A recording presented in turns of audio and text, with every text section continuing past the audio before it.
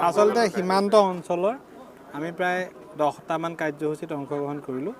প্ৰথমতে উৰিয়ামঘাট মণ্ডল বিজেপিৰ কাৰ্যালয় স্থানান্তৰিত হৈছে, নতুন কাৰ্যালয়টো উদ্বোধন কৰা হ'ল।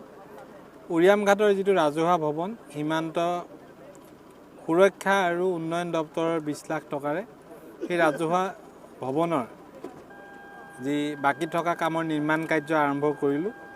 তাৰ পাছত ৰেংমা সীমান্ত হাইস্কুলৰ এটা প্ৰেক্ষাগৃহৰ ষ্টেজ অপেনিং কৰিলোঁ আৰু ৰেংমা সীমান্ত হাইস্কুলৰ ছাত্ৰ ছাত্ৰীসকলৰ লগত আমি মত বিনিময় কৰিলোঁ। তেওঁলোকৰ লগত মত বিনিময় কৰি ছাত্ৰ ছাত্ৰীসকলৰ লগত আমি অভিভূত হ'লোঁ। তাৰ পাছত আমি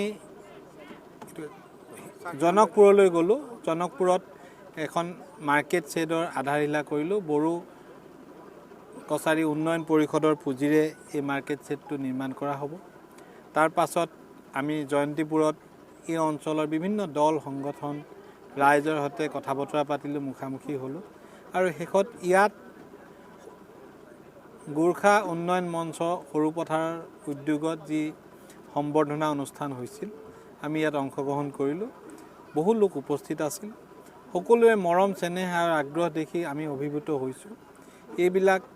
এই মৰমে সমাজখনৰ প্ৰতি, অঞ্চলটোৰ প্ৰতি আমাৰ যি দায়িত্ব, সেই দায়িত্ব অধিক গভীৰ কৰিলে আৰু দায়িত্ব পালন কৰিবৰ বাবে আমি আহি থকা দিনত বদ্ধপৰিকৰ। যেহেতু এই সীমান্ত স্কুলত আপুনি কিবা এটা সাহায্য কিবা পুঁজি এটা কৈছিল আৰু এবছৰৰ ভিতৰত বহুকেইখন স্কুলত মাননীয় মুখ্যমন্ত্ৰী ডক্টৰ হিমন্ত বিশ্ব শৰ্মা দেৱৰ বলিষ্ঠ নেতৃত্বত আন্তঃগাঁথনিৰ বাবে পুঁজি যোগান ধৰাৰ সিদ্ধান্ত লোৱা হৈছে। তাৰ ভিতৰত সীমান্ত হাইস্কুলো এখন, য'ত আমি 50 লাখ টকাৰে বিদ্যালয় গৃহৰ পুনৰ নিৰ্মাণৰ সিদ্ধান্ত লৈছোঁ।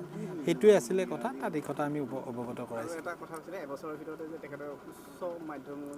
মই ঠিক এবছৰৰ ভিতৰত কোৱা নাই, পাৰিলে এই বছৰতে, অহা বছৰতে নহ'লেও মোৰ কাৰ্যকালৰ ভিতৰত এইখন স্কুল হায়াৰ ছেকেণ্ডেৰীলৈ উন্নীত কৰা হ'ব।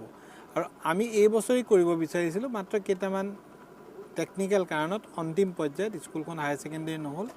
আমাৰ সমষ্টিত 2খন স্কুল এই বছৰ হায়াৰ ছেকেণ্ডেৰীলৈ উন্নীত হৈছে আৰু আহি থকা দিনবিলাকত বহুকেইখন স্কুলক হায়াৰ ছেকেণ্ডেৰীলৈ উন্নীত কৰিবলৈ আমি প্ৰচেষ্টা চলাই আছোঁ। ধন্যবাদ।